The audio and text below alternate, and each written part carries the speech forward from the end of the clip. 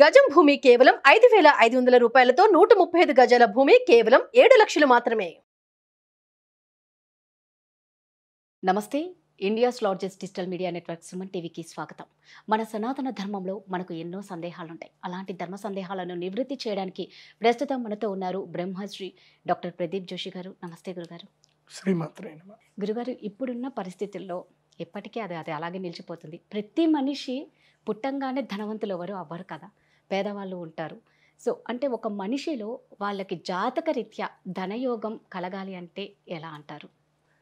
ఇప్పుడు ఈ విషయం ఏంటంటే, ఇదే క్వశ్చను నాకు మా గురువుల దగ్గర మాట్లాడేటప్పుడు, గురుగారు ఇదంతా చెప్తున్నారు సరే, మీకెంత ధనం ఉంది అని అడిగారు అనమాట.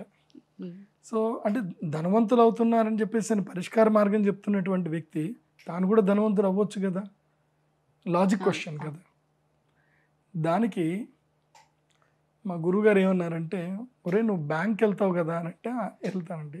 బ్యాంక్ మేనేజర్ ఉంటాడు కదా అంటే, ఉంటారు. అక్కడ లాకర్లో కొన్ని కోట్ల డబ్బులు ఉంటాయి కదా, ఉంటాయి.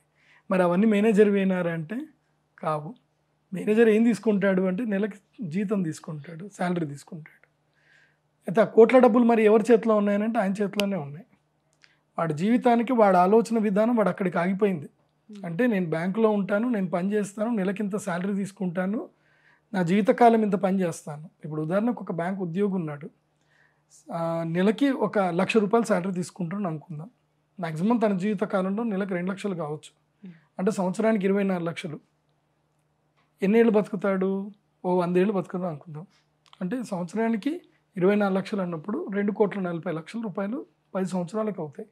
అంటే అతని జీవితకాలం ఒక 60 సంవత్సరాలకు వేసుకుంటే కనుక అతను సంపాదించేందుకు కూడా మాపోతే 100 కోట్లు అవుతుంది, 80 కోట్లు అవుతుంది.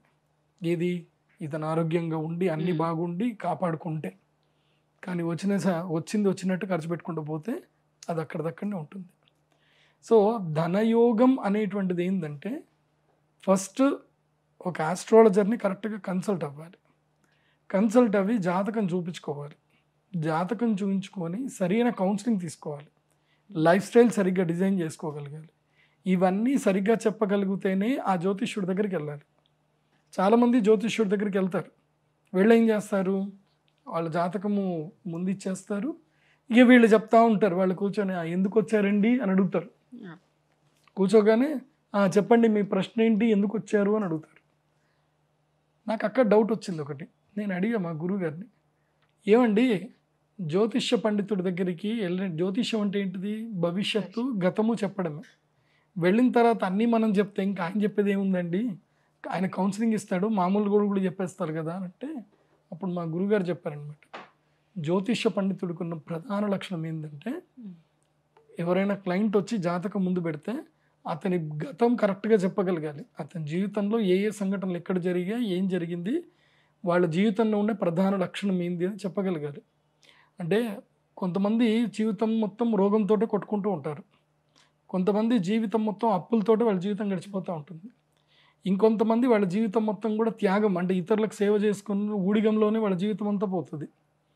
ఇలా నువ్వు కష్టజీవియా, భోగజీవియా, రోగజీవియా, యోగజీవియా, రుణజీవియా, నువ్వు ఏ జీవివి, అంటే నీ జాతకానికి సంబంధించిన ప్రధాన వ్యక్తిత్వం ఏంది అనేది చెప్పి వాళ్ళ జీవితంలో జరిగిన ఇన్సిడెంట్స్ కొన్నైనా చెప్పగలగాలి. అప్ టు 80% అన్నా యాక్యురేట్గా చెప్పాలి.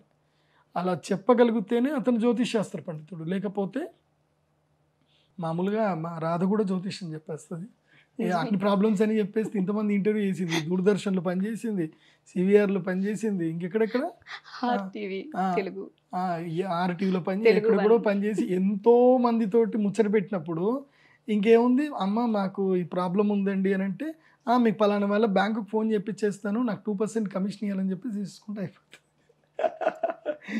సో జ్యోతిష్యం వేరు, కౌన్సిలింగ్ వేరు.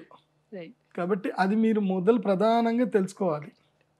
అయితే ధనయోగానికి సంబంధించిన తత్వం ఏంటంటే, ఇందాక బ్యాంక్ మేనేజర్ది మీకు ఎగ్జాంపుల్ చెప్పాను కదా, అతనికి యోగం ఉంటే అతడు ధనయోగం ఉండడం ఒకటి, ధనం పక్కనే ఉండడం ఒకటి.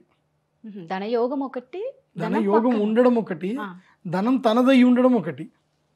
లేకపోతే వేస్ట్ కదా. ధనయోగం అంటే అర్థమైంది తన దగ్గర ఉండడం, యోగం అంటే అర్థం ఏంటంటే దానితోటి కలిసిపోవడం, మింగిల్ అవ్వడం అని అర్థం యోగం అంటే. సో ధన యోగం ఉన్నటువంటి వ్యక్తులు ఎవరు అంటే డబ్బులు బాగా ఉన్నటువంటి వాళ్ళు ధనయోగవంతులు. సో లక్ష్మీ యోగం ధనయోగం ఎవరికి వర్తిస్తుంది అంటే వాళ్ళ జాతకంలో ఉంటుంది. అయితే చాలామందికి లక్ష్మీ యోగం ఉంటుంది, నేను చూసాను చాలామంది లక్ష్మీ యోగం ఉంటుంది. కానీ లక్ష్మీ యోగం అంటే గురుగ్రహం బాగా ఉండడం, గురువు చాలా బాగా ఉన్నాడు కానీ చంద్రగ్రహం బాగాలేదు, అంటే మనస్తత్వం బాగాలేదు. డబ్బు అయితే ఉంది, పలానా చోటికి వెళితే డబ్బు వస్తుంది, పలానా పని చేస్తే డబ్బు వస్తుంది. ఇప్పుడు ఇంట్లోనే కూర్చొని కళ్ళు మూసుకొని నాకు డబ్బు రావాలి అంటే రాదు కదా. వీళ్ళు అక్కడికి వెళ్ళరు, ఏమీ చేయరు, ఇంట్లోనే ఉంటారు. ఇంకా అంటే భయపడతా ఉంటారు, ఒక కుస్థిత మనస్తత్వం ఉంటుంది, దేనికి ముందుకెళ్ళరు. శుక్రుడు బాగా లేడు, గురువు మంచిగా ఉంటాడు, శుక్రుడు బాగా లేడు. హస్బెండ్ ఒక దుర్మార్గుడు దొరుకుతాడు, నీకు ఎంత నాలెడ్జ్ ఉన్నా ఉన్నా సరే హస్బెండ్ మంచోడు దొరకడు. వాడికి విపరీతమైన భయం, నా భార్య బయటకు పోతే ఎంతమంది చూస్తారో ఏం జరుగుతుందో అని భయం వాడికి. వాడేమంటాడు అంటే జాతకంలో శుక్రుడు బాగాలేకపోతే అలాంటి హస్బెండ్ దొరుకుతాడు. అయిపోయి ఇంకా నువ్వు ఇంట్లోనే కూర్చోవాలి, నువ్వు వంట చేయాలి, నేనేది తెచ్చి పెడితే దాంతో మనం కష్టపడి మన జీవితంలో గొప్ప వాళ్ళం అయిదాం, ఇంకా నువ్వు ఉద్యోగం చేయొద్దు, నువ్వు వ్యాపారం చేయొద్దు, ఏం చేయొద్దు అని. ఇలా కొంతమంది భయపడే వాళ్ళు ఉంటారు. వాళ్ళ జాతకంలో యోగం ఉన్నా భర్త జాతకం బాగా లేకపోతే వీళ్ళ జాతకం స్మాష్ అయినట్ట. ఇలా మన ఒక్కరి జాతకమే కాదు, మన ఇంట్లో వాళ్ళ జాతకాలు కూడా మనకి చాలా ఇంపార్టెంట్. ఇప్పుడు ఉదాహరణకి ఇంట్లో యజమాని జాతకం చాలా బాగుంది, ధనయోగం వస్తుంది, వాళ్ళ పిల్లల జాతకం బాగలేదు, వాళ్ళు అప్పులు చేస్తున్నారు, ఖర్చులు పెడుతున్నారు, దుబారా చేస్తున్నారు, ఏమవుతుంది ఆ డబ్బంతా కూడా పిల్లల కోసం ఖర్చు పెట్టాల్సి వస్తుంది. సో ప్రతి ఒక్క మనిషి జీవితంలో లైఫ్ స్టైల్ డిజైనింగ్ చాలా ఇంపార్టెంటు, హోరోస్కోప్ కన్సల్టేషన్ చాలా ఇంపార్టెంటు. ఆ ఆస్ట్రాలజర్కి అన్నీ తెలిసి ఉండాలి, అండ్ అతనే అన్నీ చెప్పాలి, మీరని చెప్పకూడదు. అలా ధనయోగ ప్రాప్తి మీ జీవితంలో ఉందా లేదా అని తెలుసుకోండి. ఒకవేళ ఇవన్నీ లేదండి, ప్రదీప్ జోషిని కలవాలంటే 25,000 ఫీజు కట్టాలి, కష్టము అని అనుకుంటే ఒక్కరోజు ఉంటుంది, ఆ రోజుకి ఒక అద్భుతమైన శక్తి, ఒక విలువ ఉంటుంది. ప్రతి సంవత్సరంలో 2 రోజులు చాలా ఇంపార్టెంట్, ఒకటి అక్షయ తృతీయ, రెండవది ధనత్రయోదశి. ధనత్రయోదశి రోజున లక్ష్మీదేవి అనుగ్రహం ఉంటుంది. ఎందుకోసం అంటే దీపావళికి ముందు వచ్చేది, అంటే ఈ త్రయోదశి అయిపోయిన తర్వాత నెక్స్ట్ నరక చతుర్దశి, తర్వాత దీపావళి. సో త్రయోదశి తిథి రోజున లక్ష్మీదేవి శ్రీ మహావిష్ణు ఇద్దరు గరుత్మంతుడి మీద భూలోక సంచారం చేస్తారు అని ఉంది. అందుకే ధనత్రయోదశి రోజున శ్రీ మహాలక్ష్మి యాగం చేయాలి. ఇది ఎప్పుడు చేయాలి అని అంటే రాత్రిపూట చేయాలి. రాత్రిపూట సింహలగ్నము కన్యాలగ్నంలో చేయాలి. సింహలగ్న కన్యాలగ్నం అంటే 4 గంటలు పడుతుంది. సింహ కన్యాలగ్నంలోని ఇది చెయ్యాలి. అంటే ఆల్మోస్ట్ మేము మిథున లగ్నం, సింహ కర్కాటక లగ్నంలోనే స్టార్ట్ చేస్తాం. సో ఆ విధంగా ఈ రాత్రిపూట చేసే యాగం ఉంటుంది. ఈ యాగం ఎవరైతే చేసి అమ్మవారిది తీసుకుంటారో వాళ్ళ జీవితం ఎలా మారిపోతుందని అంటే, వాళ్ళకి ఏదైనా చాలని ఉద్యోగం ఉన్నా ఏదున్నా సరే ఉద్యోగం పోతుంది. ఎందుకు పోతుంది అని అంటే వాళ్ళని ఇంకో దగ్గర వేయాలి కాబట్టి. ఒక్కటి గుర్తుపెట్టుకోండి, మీ జీవితంలో మీరు ఎక్కడికైనా దేవస్థానంకి వెళ్ళినా ఏదైనా పూజలు చేసినా మీకు ఏదైనా కష్టం వచ్చింది అనుకోండి, మీరు బాధపడొద్దు, నిజంగా సంతోషపడాలి. ఎందుకోసం అని అంటే నీకు ఆ కష్టం మూలకంగానే నువ్వు అక్కడ నీ కష్టం వచ్చి రాగానే ఎప్పుడైనా నీ జీవితాన్ని గుర్తుపెట్టుకో, ఎవరి జీవితంలో అయినా మీ జీవితాన్ని గుర్తుపెట్టుకోండి. మీకు ఒక శత్రువు పుట్టాడు, ఒక శత్రువు వల్ల, ఒక వ్యక్తి వల్ల మీకు ఏదైనా నష్టం జరిగింది, ఒక బాధ కలిగే సంఘటన జరిగింది, నష్టం జరిగింది అని అంటే మీరు ఇమ్మీడియట్లీ ఒక లైట్ వెలగాలన్నమాట, బల్బ్ వెలగాలి. ఏంటిదంటే ఇప్పుడు నేను ఇమ్మీడియట్లీ నా వే ఆఫ్ థింకింగ్ మార్చాలి, నా లైఫ్ స్టైల్ మార్చాలి, నేను ఇంకా వేరే ప్రోగ్రెసివ్ వేలోకి వెళ్ళాలి. అంటే నాకు టర్న్ పాయింట్ వచ్చింది, ఇది డెడ్ ఎండ్, ఈ రోడ్ అయిపోయింది, నా లైఫ్లో ఈ రోడ్ అయిపోయింది. మనము కార్లో వెళ్ళేటప్పుడు మనకు రోడ్ అయిపోయిందని తెలుస్తుంది, కానీ జీవితంలో ఎట్లా తెలుస్తుంది అంటే కష్టాల వల్ల మాత్రం తెలుస్తుంది. కష్టం వస్తేనే మంచిది, కష్టం వస్తేనే నీ గుండె బలం ఏందో తెలుస్తుంది, నీ శక్తి ఏందో తెలుస్తుంది, నీ ఆలోచన ఏంటో తెలుస్తుంది. కానీ అది తట్టుకునే శక్తి ఉండాలి కదా. ఆ శక్తి రావాలంటే నీకు ఒక మంచి గురువు ఉండాలి, ఒక మంచి గైడ్ ఉండాలి. సుమన్ టీవీ తప్పకుండా చూడాలి, మేము అందరం చెప్పేటి వినాలి. వింటే మీరు బాగుపడతారు, లేకపోతే బాగుంటారు, అంతే కదా. సో నేను నా జీవితంలో అంటే నా స్వానుభవకంగా చెప్తున్నాను, I thanks to my enemies. నా శత్రువులకు నేను థ్యాంక్స్ చెప్తా. ఎందుకోసం అంటే వాళ్ళు నా జీవితంలో ఆ సంఘటన చేయటం వల్లనే, ఆ చెడు చేయడం వల్లనే నాకు మంచి జరిగింది. ఓ ఇంకా ఇది కాదు, ఇది నా ఫీల్డ్ కాదు అని మళ్ళీ నా సెల్ఫ్ అనాలిసిస్ వేసుకున్నాను. ఇప్పుడు ఉదాహరణకి ప్రేమ పాశం అంటారు చాలామంది. ప్రేమ పాశం అని ఊరికే రాలే. పాశం అంటే ఏంటంటే పట్టుకునేది. ప్రేమ పాశంతో చాలామంది ఇరుక్కుపోతారు. ఇప్పుడు ఉదాహరణకి నాకు మా అన్నయ్య చాలా హెల్ప్ చేశాడు, మా అన్నయ్య. అందుకోసం నేను ఇవాళ హైదరాబాద్లో వచ్చి ఇంత గొప్పవాడిని అయ్యాను. నిజంగా మా అన్నయ్య నాకు చాలా ప్రేమ చేసి, నువ్వు ఇక్కడే ఉండు, నేను నిన్ను చూసుకుంటా, నీకేం కాకుండా చూసుకుంటా, నీకేం కావాలో చెప్పు అన్నీ నీకు ఇస్తా అని చెప్పి నన్ను బాగా చూసుకొని ఉంటే, ఇవాళ నేను మా ఇంటి దగ్గర ఒక ఆంజనేయ స్వామి గుడి ఉంటుంది, ఆ గుడిలో నేను పూజారిగా ఉండేవాడిని.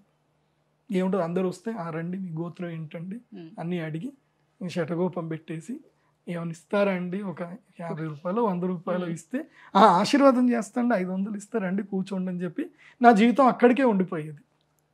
So I thanks to my brother. మా అన్నయ్యకి నేను థ్యాంక్స్ చెప్పాలి.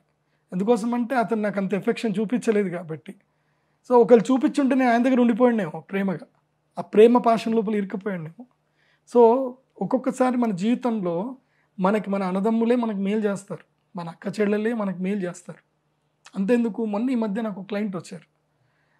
ఆయన ఇంట్లో ఏం జరిగిందనంటే ఆస్తి పంపకాల్లో అందరికీ పెళ్ళిళ్ళు చాలా గ్రాండ్గా చేశారు. చెల్లెళ్ళందరికీ 3 చెల్లెళ్ళకి చాలా గ్రాండ్గా పెళ్లి చేశారు. పాప 3 చెల్లెళ్ళకి పెళ్ళి అయ్యేదాకా ఆయన పెళ్లి చేసుకోలేదు. ఆయనకి 32వ ఏట పెళ్ళయింది. పెళ్ళిళ్ళు అందరు చేసరికి 32 ఏట పెళ్ళయింది. మ్యారేజ్ అయిన తర్వాత ఇంకా ఆస్తులన్నీ ఉంటాయి కదా, సో ఇవన్నీ కూడా తను సేల్ చేద్దామని పోయేసరికి 3 అక్క చెల్లెలు నోటీస్ పంపించారు, నువ్వు ఎట్లా అమ్ముతావు, మాకు ఆస్తిలో భాగం ఉంది కదా అని చెప్పి. వాళ్ళ పెళ్ళప్పుడే వాళ్ళకి 20 తులాల బంగారాలు అవన్నీ పెట్టారు. అప్పుడు అప్పుడున్న ల్యాండ్ కాస్ట్ కన్నా ఎక్కువగానే వీళ్ళు గ్రాండ్గా పెళ్లి చేశారు. ఇప్పుడు అవన్నీ పెళ్ళి మీరు చేశారు, ల్యాండ్లో మాకు హక్కు ఉంది అని చెప్పేసి అనేసరికి ఆయన చాలా బాధపడిపోయి అప్పట్లో మా నాన్నగారిని అడిగాడు. ఎప్పుడు ఇది 2000 ఆ టైంలో ఇది జరిగితే మా నాన్న ఒకటే మాట చెప్పాడు, నీ జాతకం తీయు చూస్తా అన్నాడు. జాతకం చూశాడు, అద్భుతమైన రాజయోగం ఉంది, 3వ స్థానం బాగలేదు, నీకు అక్క చెల్లెల వల్ల అన్నదమ్ముల వల్ల నీకు లాభం లేదు, నీ జీవితంలో ఏం చేయాలి, ఏం లేదు, ఆస్తి పంపకాలు చేసేయి, నీకు ఎంత కావాలో నువ్వు పెట్టుకో, ఆస్తి పంపకాలు చేసేయు, నువ్వు ఇమ్మీడియట్లీ స్థాన పరివర్తన చేసి హైదరాబాద్ రా అని చెప్పాడు మా నాన్న. లేదండి నేను ప్రకాశం జిల్లా నుంచి హైదరాబాద్ ఎట్లా రావాలి, నా వల్ల కాదు అని అంటే, ఏం లేదు రా అని చెప్పేసి అన్నాడు మా నాన్నగారు. సరే మా నాన్న చెప్పిన మాట ఇప్పుడు నా దగ్గర జ్యోతిష్యం వచ్చిన వాళ్ళు నేనేం చెప్తే అది వింటారు, ఇంకా వాళ్ళు ఇంకో మాట మాట్లాడరు, అందుకోసమే జ్యోతిష్యుడి దగ్గర రావాలి. సో మా నాన్నగారు చెప్పారు, వచ్చేసాడు హైదరాబాద్కి. వచ్చి ఇక్కడనే ఈ హిమాయత్ సాగర్ దగ్గర ఇక్కడ కోకాపేట ఏరియాలో ఉంది కదా, అప్పట్లో అసలు అక్కడ ఎర్ర బస్ కూడా వచ్చేది కాదు. 2002 ఆ టైంలో అక్కడ ల్యాండ్ కొనుక్కున్నాడు. ఏది అక్కడ ల్యాండ్ అమ్ముకొని ఇక్కడ ల్యాండ్ కొనుక్కున్నాడు, కొంచెం ల్యాండ్ పడి భూమి కొనుక్కున్నాడు. ఇప్పుడు అది 50 కోట్లు పలుకుతుంది. ఇక్కడ ఎవరు లాభపడ్డారు? ఇప్పుడు వాళ్ళ భూమి ఎంత ఉందో వాళ్ళ భూమి ఇప్పుడు ఎకరం 35 లక్షలే, 40 లక్షలే. అప్పుడు 10 లక్షలు ఉన్నది, ఇప్పుడు 30-40 లక్షలు, అంతకుమించి పెద్ద తేడా ఏం లేదు దాని లోపల. కానీ ఇప్పుడు లాభపడ్డది ఎవరు? ఒక నిర్ణయం. ఇప్పుడు ఆ పిల్ల ఆయనకి హెల్ప్ చేసింది ఎవరు? ఇప్పుడు మరి వాళ్ళ చెల్లెలే హెల్ప్ చేసినట్టు. వాళ్ళు అక్కడ గొడవ పెట్టుకోవడం వల్లనే కదా, సో ఇప్పుడు వాళ్ళకి థ్యాంక్స్ చెప్పాలి అంతే. అందుకోసం మన జీవితంలో మన శత్రువులకు ఎప్పుడు మనం థ్యాంక్స్ చెప్పాలి. నిజంగా నువ్వు జీవితంలో బాగుపడగానే ఏం చేయాలి తెలుసా? మీ శత్రువు దగ్గరికి వెళ్ళి స్వీట్ పంచాలి, థ్యాంక్స్ రా, నువ్వు చేయడం వల్ల నేను మంచిగా అయ్యాను రా అని చెప్పాలి. చూపించుకోవడమే, ఇంకా మళ్ళీ మొహం చూడొద్దు అని ఫిక్స్ అయిపోతారు కదా. కాబట్టి జీవితంలో ధనయోగం రావాలంటే ఫస్ట్ మనస్సు స్థిరంగా పెట్టుకోవాలి, దృఢ సంకల్పంగా పెట్టుకోవాలి, ఆలోచన విధానము మార్పుకి సిద్ధం అవ్వాలి, అదేవిధంగా దైవ బలము ఇచ్చేటువంటి గురువు ఉండాలి, అదేవిధంగా కొన్ని తంత్ర పూజలు ఉంటాయి. ఎందుకోసం అంటే నేచర్లో అద్భుతమైన ఎనర్జీ ఉంది, ఆ ఎనర్జీ మనం గెయిన్ చేసుకోలేకపోతే వేస్ట్. ఇప్పుడు నీ ఇంటి పక్క నుండి నీకే ధనయోగం వస్తున్నప్పుడు పక్కన నాకెందుకు రావట్లేదు అంటే నేను నేచర్ని అడగట్లేదు, నేను నేచర్కి చేయాల్సిన తంత్ర పూజలు నేను చేయట్లేదు. చేస్తే జరుగుతుంది, ఎందుకు జరగదు? అండ్ ఆ డౌట్ ఏముందేమో, ప్రదీప్ జోషికి ఏం తక్కువ లేదండి, ప్రదీప్ జోషి మంచి ఆస్తిపరుడు, నేను అలాంటి పూజలు చేయటం వల్లే నా జీవితంలో చాలా మార్పు వచ్చింది. సో కాబట్టి ఈయన ధనవంతుడు అవునా కాదా అని అడుగుతారేమో. నేను మంచి ధనవంతుడిని, నేను కోటీశ్వరుణ్ణి, నాకు అట్లాంటిది ఏం డౌట్ సో పెట్టుకోకండి. మీరు నేచర్కి తంత్ర పూజలు ఆ, చేశారు. సో నాకు మా గురువు బ్లెస్సింగ్స్ ఉన్నాయి, మా నాన్నగారి బ్లెస్సింగ్స్ ఉన్నాయి, అమ్మవారి పూజలు రెగ్యులర్గా చేస్తాం కాబట్టి Okay. నాకు రైట్గా నాకు ఎలాంటి సొమ్ము రావాలో నాకు వచ్చింది. నాకు యోగం ఉంది కాబట్టి వచ్చింది. ఆ యోగం ఉన్న వాళ్ళు కూడా ఇవన్నీ పాటిస్తే ఖచ్చితంగా దాన్ని సాధిస్తారు. అది చక్కగా చెప్పారు గురుగారు. ధన్యవాదాలు. శ్రీమాత్రే.